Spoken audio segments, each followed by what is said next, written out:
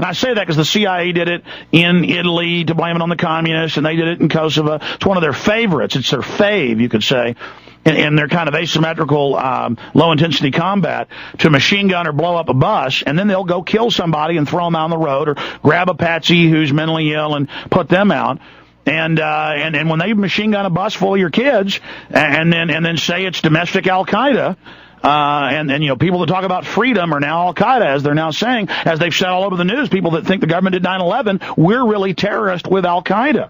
You see, that's the Pentagon talking point. And it's completely, and folks, I'm not joking. You understand? I'm not joking about this. Paul, Steve, I want to hear what you have to say just about all of this.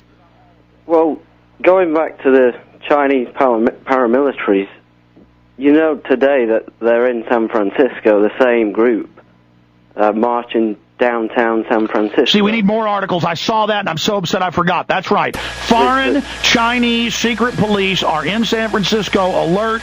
In fact, where is the procession? We've got to get video. I demand that Info Warriors go mobile and go out there and get us video and see if the San Francisco cops are under global control and see if they... Go ahead. Sorry. Well, I can tell you where the procession is. I've got it here in front of me. It's starting this afternoon at 1 p.m.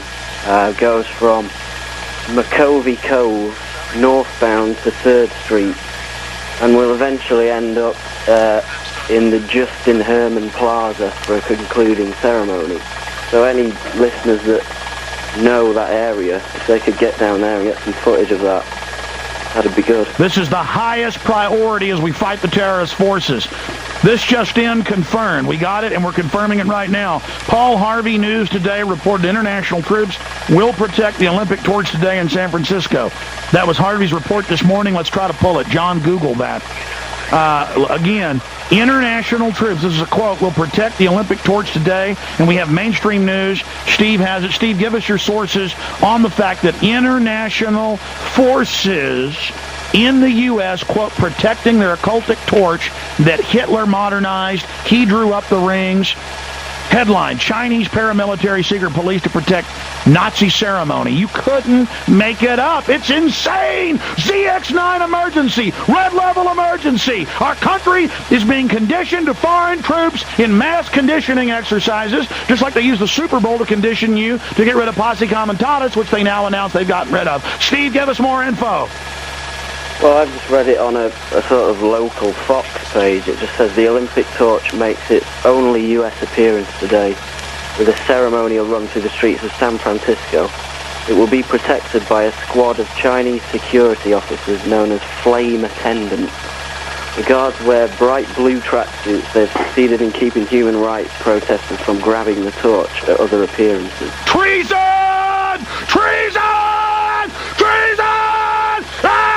I'm sick of it! Yeah, it's the same guys that were in London, but you know, the Australian Prime Minister himself came out today and banned China from deploying its own security during torch relay in Canberra. Men, I want reports. I want total coverage on InfoWars. I want total coverage on Jones Report. I want total coverage on Prison Planet. This is all we're covering. Now, I've got the American drug war coming on, and this nexus is in to how they built their police state grid off of fighting the crises they created, controlling the narcotics being shipped in. But I'm not kidding, ladies and gentlemen. Large areas of the country, the entire Pacific coast area, and this is in my films, this is in the official newspaper articles from the 60s, 70s, 80s, 90s. Bernadine Smith put them together in huge binders. I've got one in storage. That's a huge binder that weighs like 15 pounds, twice the size of a Dallas phone book, just with mainstream news articles from all the major papers admitting it. It's in the State Department Plan 7277, and it says the entire West Coast, all the way from Idaho down to Arizona and Nevada, over to California, back up to the coast. That entire, let me see, 1, 2, 3, 4, 5, 6, 7 state area is to be patrolled by Chinese troops. And notice where they came under international treaty agreements. It's the West Coast. Emergency, ladies and gentlemen. These bastards, these pieces of, oh my, I just can't. You know what? If we don't get mad about this, there's nothing that's going to make us mad. Watson? Both of you, tell me what you think about this.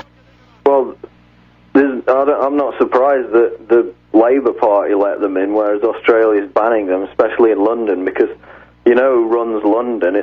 He's known as Red Ken Livingstone, and it recently came out that he was, or his aides were a member of a secret Marxist cell that, quote, plotted to turn London into a socialist city-state. So this is the guy who's running London at the moment. So it's no surprise that the government let them in on, you know, visitor visas when they're actually paramilitary police. Ladies and gentlemen, I feel like a moment of silence for this country. Do you understand I have videotaped personally troops training to take your children away from you and put you on your knees and blow your head off? It's in Police State 2000. Paul has links to it. They train to put you on your knees and stick a muzzle to the back of the American people's head. And they plan to use these evil communist murderers on us. I am sick of it. I'm sorry, guys. I wish I was in San Francisco right now because, you know, I'd go down there and videotape it, and one of those dirty, murdering pieces of trash put their hands on me. I guarantee you the cops would probably get me down on the ground, take their gun out, and they'd probably taser me till I died. And the news would say I deserved it. This country's gone. It's run by nothing but filth. Now, let me tell you, all the cops and all of you that serve, they're going to take your pension funds. You're going to die of Alzheimer's from all the shots they've shot you up with. They hate you, so you go ahead and serve the evil. You go ahead and serve them, you pieces of filth. Look, you guys go ahead and talk. I'm going to take a break. I'm serious. You got the next 5 minutes. You just talk about whatever you want. Well, we've talked about precedents for, globalization and exchange of policing and troop deployment between countries. They used the 2006 Soccer World Cup in Germany to ship German police over to, and these were uniformed police, to patrol British streets and go and bust British citizens who were potential troublemakers planning on travelling to the Soccer World Cup in Germany. So you had German police in Britain carrying out operations against British citizens, and Germany's interior minister changed their country's constitution before the World Cup to allow internal troop deployments for, quote, security reasons. So that's another example where they use one of these global sporting events to ram through some of this conditioning to accept foreign troops and changing their own constitution and things like that. Well, also, as well, you've got, in 4 years' time, you've got the Olympics in London, and it's been debated by the government. It's come out that the government is considering shipping in FBI agents and Israeli police security services to police the Olympics in London because, as they say, the prime targets are US and Israeli athletes for any would-be terrorists. So they're actually considering bringing in Israeli troops to police the streets of London. And of course the excuse for that is the Olympic Games. So there's another example. Well, also, guys, remember how during the World Cup they'd have British troops and police in Germany, and then in England they'd have the Germans, and then in Italy they'd have Germans. I mean, we're all being trained. Go ahead. Well, yeah, that's what I was talking about, and it's always just a big surveillance and police state showcase. I mean, it's like going at Super Bowl every year. They talk about, they're scanning the crowd to pick out criminals and stuff. It's just a big showcase. In Beijing, they're bugging people's hotel rooms and stuff that visit. They've got surveillance cameras and systems that can record conversations on the street. So it's always a big beta test for the nice little tracking and control programs that they want to unfurl nationwide. I mean, they use every single sporting event for that purpose. And to train the public to live in a grid with a bunch of criminals running it and sucking off everybody. And it hurts every one of those dumb cops that's part of this is being sucked on just as much as us. Yeah, you've got the U.S. State Department earlier this year issued warnings about how anybody travelling to Beijing for the Olympics should expect their hotels to be bugged, should expect everywhere they go to be tracked by the police, because that's just the way they do it in China.